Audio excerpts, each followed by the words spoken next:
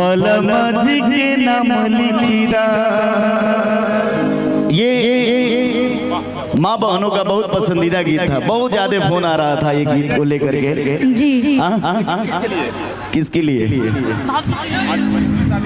जी भाभी कह रही हैं भैया से, भैया से। हाँ वंदना भाभी कह रही हैं अशोक भैया से।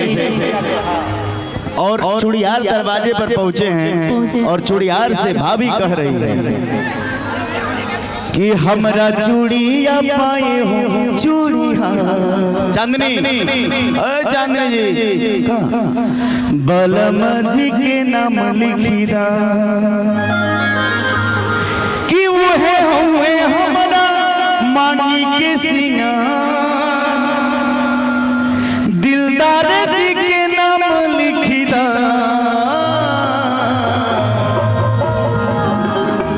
कि हमरा चूड़िया पाए हो चूड़िया, बलमजी के नाम लिखीदा। कि हमरा चूड़िया पाए हो चूड़िया, बलमजी के नाम लिखीदा। बलमजी के नाम लिखीदा। हमरा चूड़िया पाए हो चूड़िया, बलमजी के नाम लिखीदा। हमरा चूड़िया पाए हो चूड़ीदा, बलमजी के नाम लिखीदा। एकदम प्रेम से ही चलेंगे भैया। उहे हुए हमरा मांगी के सिंगार, के सिंगार हुए हमरा मांगी के सिंगार, दिलदार जी के नाम लिखीदा। हमरा चूड़िया। बेंजी वाले भैया गए हैं क्या? थोड़ा सा ऑर्गन का भैया, ऑर्गन का लेवल उठा दीजिए, मगर हमें बैकअप नहीं मिल रहा है उनके। जी थोड़ा सा बॉक्स में दे दीजिए कि हमरा चूड़िया पाए हो चूड़िया, बलमजी के नाम लिखीदा। चूड़ीदार बलमजी के नाम लिखीदा।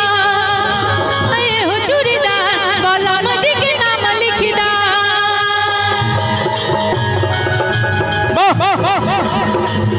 हजार अरे ए राजा हमके बनारस घुमाईदा, ए राजा हमके बनारस घुमाईदा, ए राजा हमके बनारस घुमाईदा। बलमजी के नाम लिखीदा। आए हो चूड़ीदार बलमजी के नाम लिखीदा। आगे कहतरी का हर एक गहना पे लौको सैया जी हमार हो,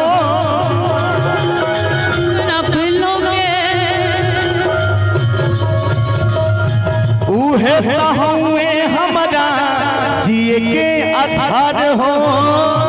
उहे तो हुए हमरा जिए के आधार हो,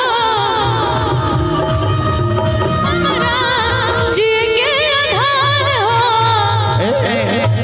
हे जाओ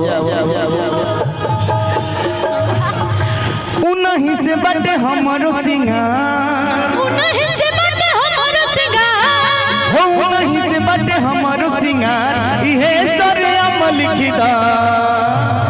हमरा चूड़िया पाए हो चूड़िया, बलमजी के नाम लिखीदा। हमरा चूड़िया पाए हो चूड़ीदार बलमजी के नाम लिखीदा। हमरा चूड़िया पाए हो चूड़िया, बलमजी के नाम लिखीदा। पाए हो चूड़ीदार बलमजी के नाम लिखीदा। हमरा चूड़िया पाए हो चूड़िया, बलमजी के नाम लिखीदा। हमरा चूड़िया पाए हो चूड़ीदार, हमरा चूड़िया पाए हो चूड़िया, बलमजी के नाम लिखीदा। बलमजी के नाम लिखीदा। एक गाना उसके बाद भैया का एक गाना का डिमांड है, उसको हम लोग पूरा करेंगे, मगर वो गाना गा ले काफी पहले से। भैया का भोला भैया कहाँ गए? आदरणीय हम सबके अभिभावक गार्जियन भोला भैया, भोला एंटरटेनमेंट के माध्यम से हम लोग ये प्रोग्राम दे रहे हैं। किसी भी अवसर पे आप लोगों को कार्यक्रम कराना हो, भैया से संपर्क करेंगे।